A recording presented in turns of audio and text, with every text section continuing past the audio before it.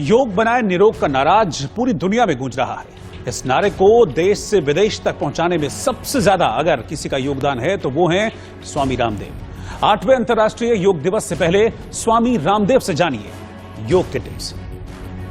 नमस्कार, आप देख रहे हैं इंडिया न्यूज, आपके साथ मैं हूं शुभ्रा सुमन। अंतर्राष्ट्रीय योग दिवस का मौका है और योग दिवस के मौके पर अगर इस देश में और मैं कहूं दुनिया में सबसे मुफीद व्यक्ति बात करने के लिए हैं तो वो हैं स्वामी रामदेव। स्वामी रामदेव हमारे साथ मौजूद हैं। हम खुद पतंजलि योग पीठ में हैं और अंतर्राष्ट्रीय योग दिवस के मौके पर हम बातचीत करेंगे स्वामी जी से और समझने की कोशिश करेंगे कि योग आखिर हर पीढ़ी के व्यक्ति के लिए क्यों आवश्यक है, अंतर्राष्ट्रीय योग दिवस की क्या महत्ता है और आगे योग को बढ़ाने के लिए देश विदेश में और विख्यात करने के लिए स्वामी जी की क्या योजना है। इंडिया न्यूज से बात करने के लिए बहुत बहुत शुक्रिया आपका। आपको बहुत बहुत प्रणाम। और देखो इधर ये छोटे छोटे बच्चों से लेकर के आप जिनको देख रहे हो ये 5-7 साल के बच्चे हैं। ये नीचे भी योग करते हैं और रस्से पर भी योग करते हैं। चलो बेटे रस्से पर चढ़ जाओ। अब देखो आपको इधर ये सारे आसन भी करते हैं, प्राणायाम भी करते हैं, अपना अध्ययन भी करते हैं, इंग्लिश भी पढ़ते हैं, संस्कृत भी पढ़ते हैं, सारे सब्जेक्ट्स का भी नॉलेज है और सामान्य आसनों से लेकर के जटिल जटिल आसन यहाँ इनको करता हुआ पाएंगे। ये बच्चे भी जो है सारे कठिन कठिन आसनों से लेकर के नटराज आसन से लेकर के गरुड़ासन से लेकर के और उधर मलखंब पर भी जो आप देख रहे हो ना, ये मलखंब पर ऐसे कठिन कठिन आसन अब एक साथ ये इधर रस्सी पर इसको ये रोप पोस्चर्स हैं। रस्सी पर आसन बड़ा कठिन होता है क्योंकि जरा सा फिसल जाए तो गर्दन टूट जाएगी। और इधर ये बेटियां कठिन कठिन आसन भी कर रही हैं, अपने तन मन जीवन को संवार रही हैं।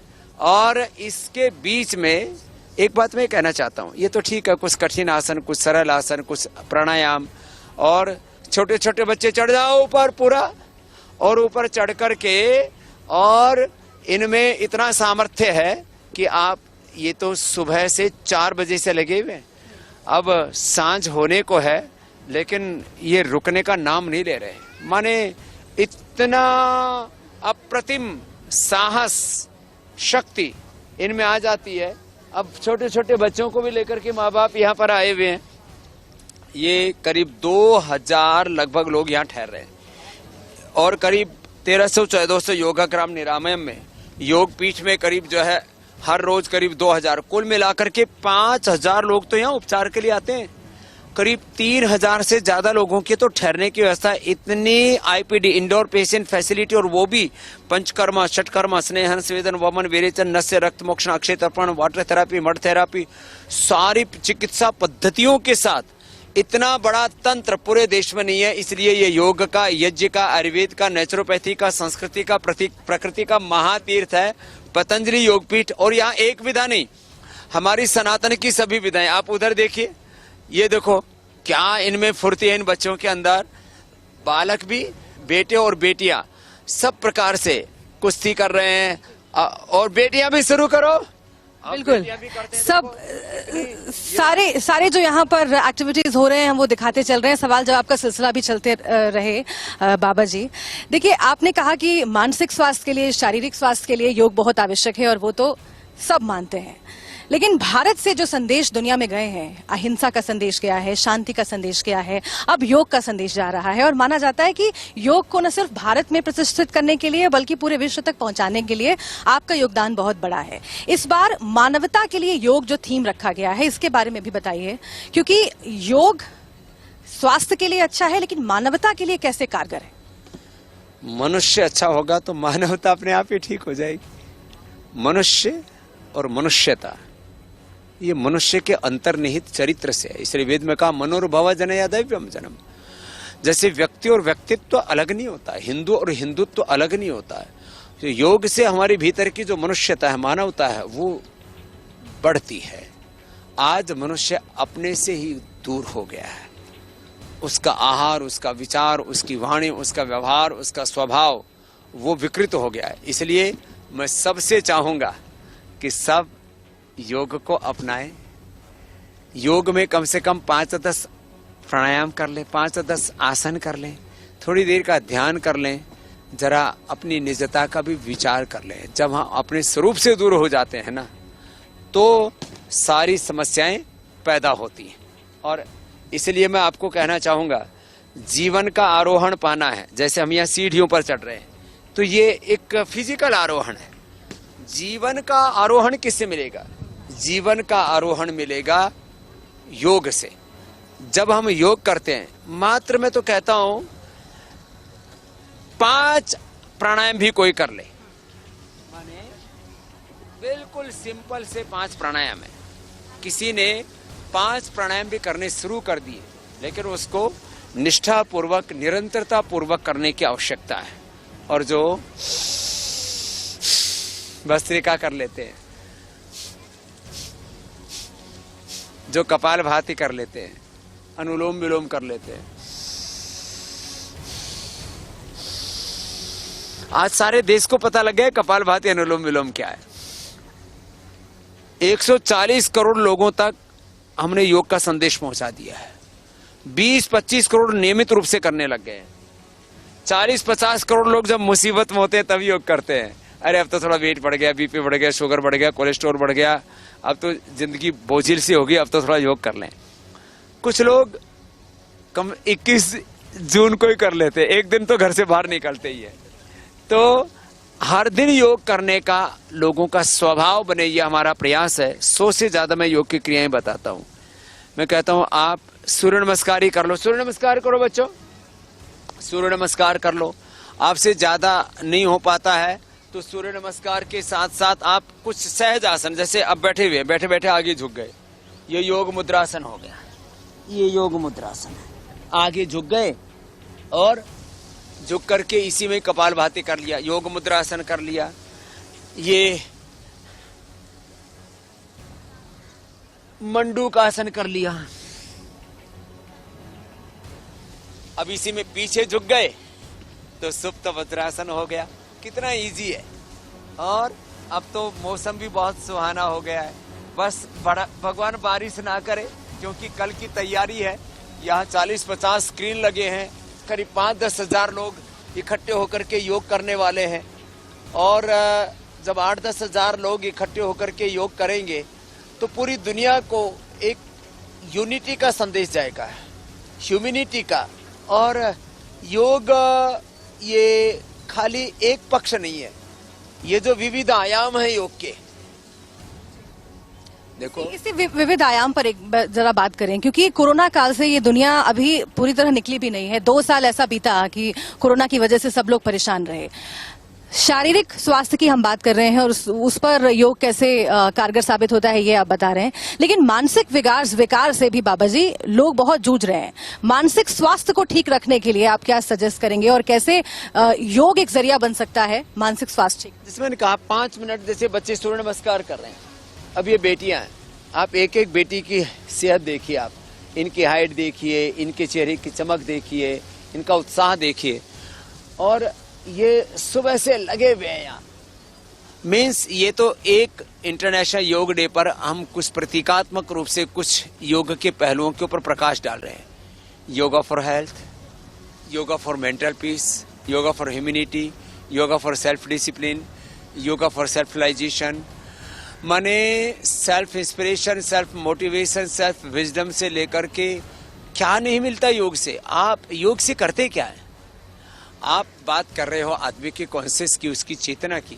व्यक्ति योग करेगा तो अपने स्वरूप से, अपनी निजता से जुड़ेगा, और जो व्यक्ति अपने स्वरूप से, अपनी निजता से जुड़ जाता है, वह आत्मावारे द्रष्टव्य, श्रोतव्य, मंतव्य, निधिध्यासितव्य, तत्त्वमसि प्रज्ञानम ब्रह्म, आत्मा ब्रह्म, शिवोहम हम ब्रह्मास्मि से जो जुड़ गया, अब उसके तो भीतर के मानव का महामानव, उस नर के भीतर नारायण जागृत हो जाता है। ये है योग की महिमा। तो शुभ्रा जी, योग मात्र कोई एक फिजिकल एक्सरसाइज नहीं है। योग मात्र जो है वो खाली कुछ एक कर्मकांड जैसा नहीं है। योग हमारे भीतर की संपूर्ण चेतना का जागरण है, और एक मनुष्य की मनुष्यता जाग जाएगी। उस मनुष्य के भीतर की ज्ञान शक्ति, उसके भीतर की प्रतिभा, उसका बौद्धिक सामर्थ्य, उसका संवेदनाओं का सामर्थ्य, उसके कर्म का पुरुषार्थ का सामर्थ्य, उसके भीतर की अनंत प्रतिभा, वो जागृत हो जाए तो एक मनुष्य ही तो है जो सारे संसार में सारे कर्तव्य करता है। इस सारे संसार का सबसे शक्तिशाली कोई तत्व है, कोई रचना है इस भगवान में, ब्रह्मांड में भगवान की। Human being is the ultimate creation of almighty in this universe. और उस मनुष्य को मनुष्य बनाने वाली कोई विद्या है। योग से मैं बार बार कहता हूं, ठीक से आप योगाभ्यास कीजिए, आसन प्राणायाम ध्यान कीजिए। You are getting through yoga practice complete expression, complete balance, complete rejuvenation, complete divine transformation and rebirth योग से होता है। सबसे पुरानी क्रियाओं में योग एक है, इसीलिए मैं आपसे जानना चाहती हूँ कि क्या, क्योंकि आज हम देख रहे हैं कि हर साल अंतर्राष्ट्रीय योग दिवस मनाया जा रहा है, हम यहाँ पहुँचते भी हैं, पतंजलि योगपीठ में ही नहीं बल्कि पूरे देश में बड़े आयोजन होते हैं।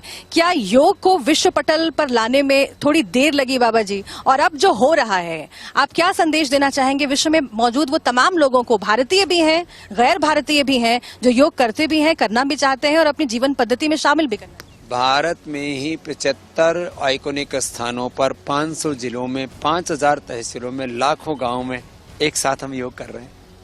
और उद्देश्य कोई पाना नहीं है, कोई जो है किसी भी प्रकार का कोई पुरस्कार, कोई किसी भी प्रकार की प्रतिष्ठा या कोई जिसको कहते हैं ना अपना बखान करना भी नहीं है।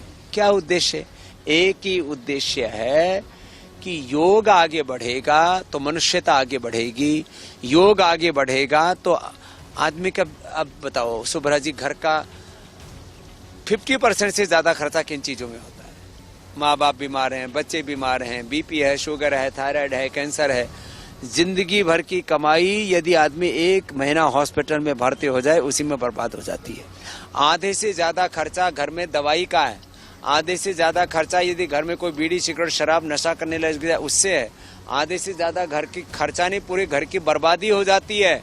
किससे? यदि व्यक्ति हिंसा के मार्ग पर चल पड़े, यदि व्यक्ति जो है अनैतिक कृत्यों को करने लग जाए।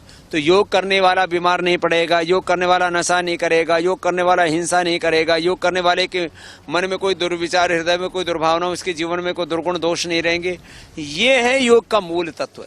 खाली हम योग को ऊपरी स्तर पर एक एक्सरसाइज के तौर पर समझें और फिर उससे योग की अनदेखी करें, ये बात ठीक नहीं। ये आपने बिल्कुल ठीक बात कही। 2 सवाल, एक तो ये कि आपने कहा कुछ प्राप्त करना उद्देश्य नहीं है, लोगों में एक जीवन पद्धति सुधारना उद्देश्य है। फिर कई बार बात योग के व्यवसायीकरण की भी आती है, उस पर भी बात कीजिएगा। और दूसरा कि योग को लोगों के जीवन में शामिल करने के लिए आगे क्या कदम उठाए जाने चाहिए स्कूल के स्तर पर, क्योंकि अभी हम देख रहे हैं कि बच्चे योग कर रहे हैं, काफी खुश नजर आ रहे हैं। और एक जो डिप्रेशन की समस्या होती है वो आजकल बच्चों से लेकर युवाओं, बुजुर्गों सब में दिखाई देती है। तो क्या पद्धति में शामिल करने के लिए, जीवनचर्या में शामिल करने के लिए आगे ऐसे कौन से कदम उठाए जाएं, आप क्या सलाह देना चाहते? देखिए, एजुकेशन में यदि योग होगा, यदि हेल्थ में, एजुकेशन में, आर्मी में, मिलिट्री, पैरा मिलिट्री में, गवर्नमेंट के तंत्र में, व्यवस्था में, समाज जीवन के हर क्षेत्र में योग होगा तो सब चीजों की गुणवत्ता बढ़ेगी। नहीं, शिक्षा की गुणवत्ता, चिकित्सा की गुणवत्ता, मनुष्य में मानवीय गुणों की गुणवत्ता, नैतिकता की गुणवत्ता। योग तो हमारे जीवन में वैल्यू एडिशन करता है। तो देखो, आरोप हैं ये, तो लोग आरोप लगाते रहते हैं। स्वामी रामदेव पर लाख आरोप लगाओ, सब एक बात कहते हैं, हाँ स्वामी रामदेव काम तो अच्छा ही कर रहा है। I have no personal wealth, मेरे पास एक सिंगल रुपए नहीं है, सिंगल पैसा नहीं है, बैंक में अकाउंट ही नहीं है, फिर कर क्यों रहा हूं ये सब?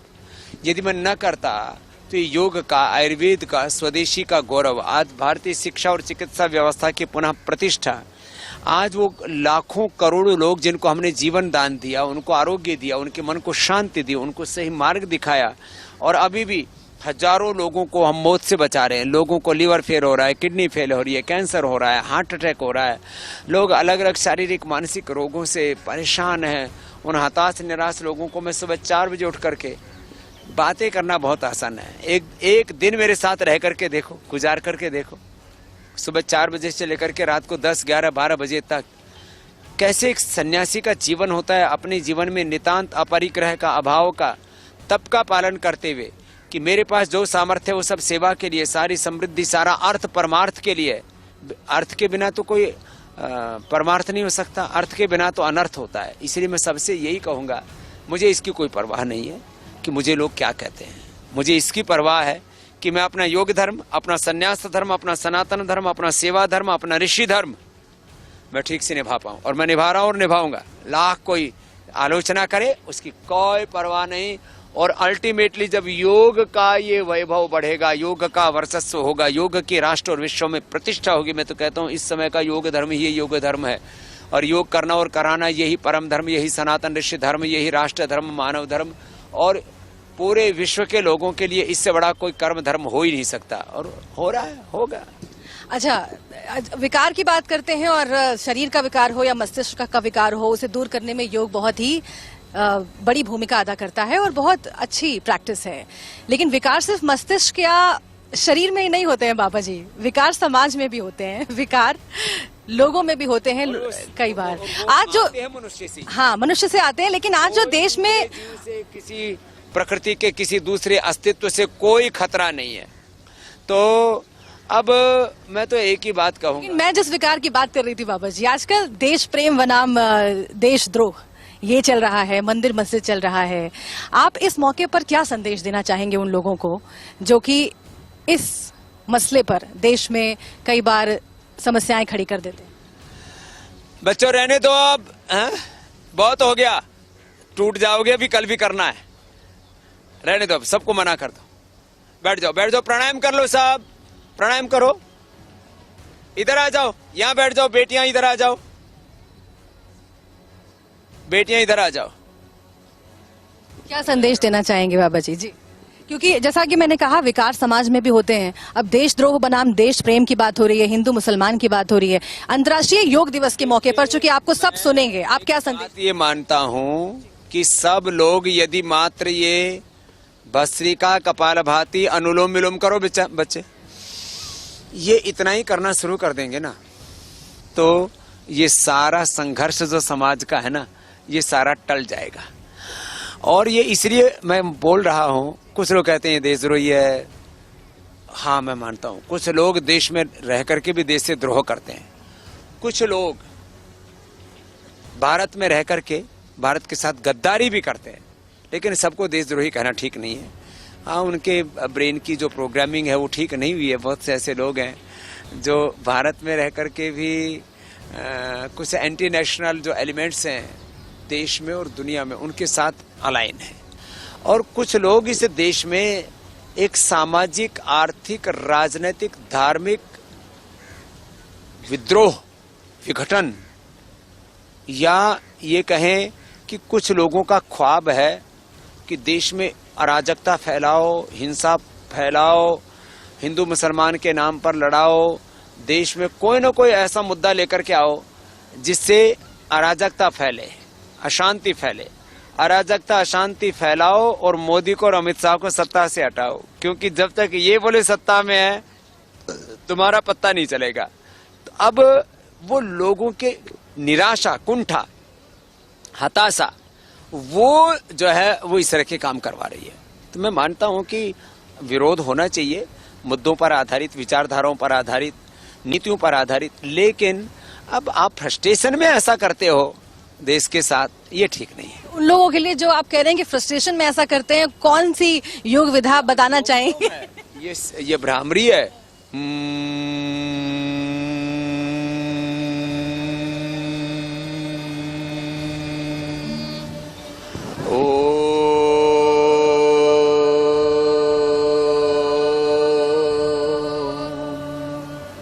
अभी हमारे बच्चे सुबह से शाम तक योग करते हैं, अपना अध्ययन भी करते हैं।